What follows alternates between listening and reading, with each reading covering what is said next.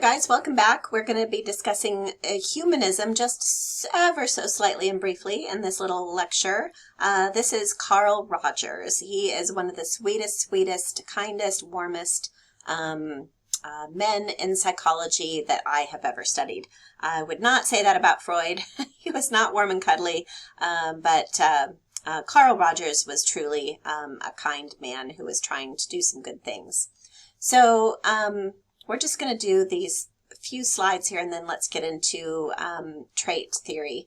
So I've just got some bullets here. I want you to take some good notes. That study guide is your friend. So Carl Rogers very much believes in free will. And I should say that Rogers is a little bit reacting against Freud. Freud's view of the world and of humanity is very dark.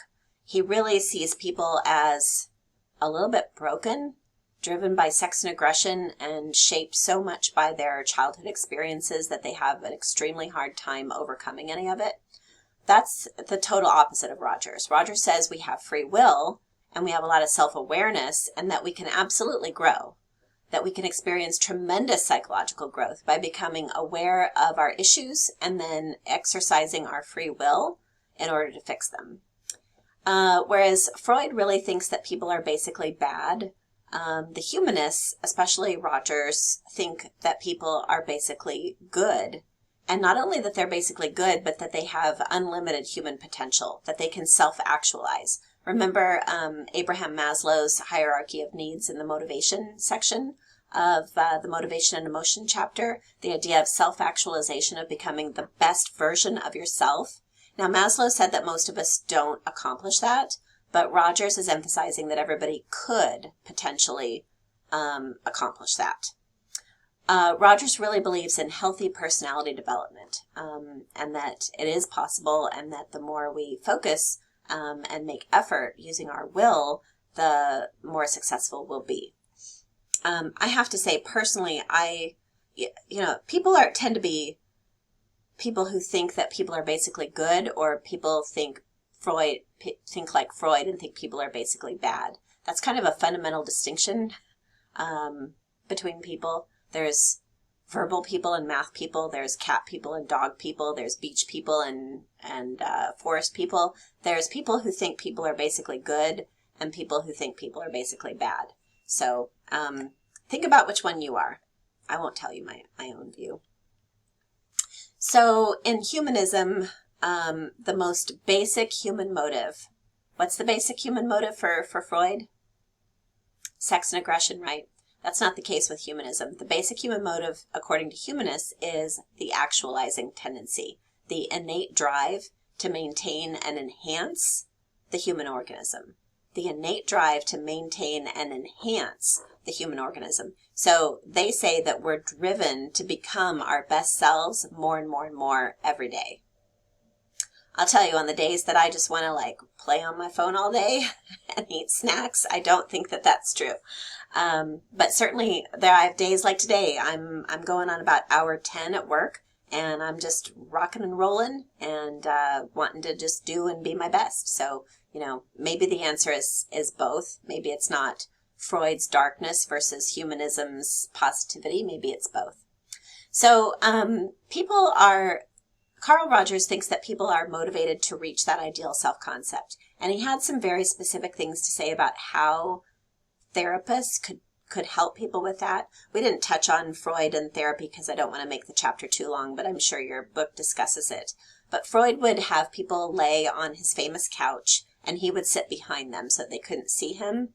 And this was an important part of the therapy, that they would transfer their negative feelings about dad or mom or whoever onto him, and they could do that because they couldn't see him. And this would take years, 3 times a week of stream of consciousness and dream interpretation. That's not Rogers's idea at all. Rogers has a couple of key concepts. One of those is unconditional positive regard. He sees himself. I'm trying to think if there's another slide here. Hold on one sec. No, there's not. Okay. So take some good notes here because it's not all on here.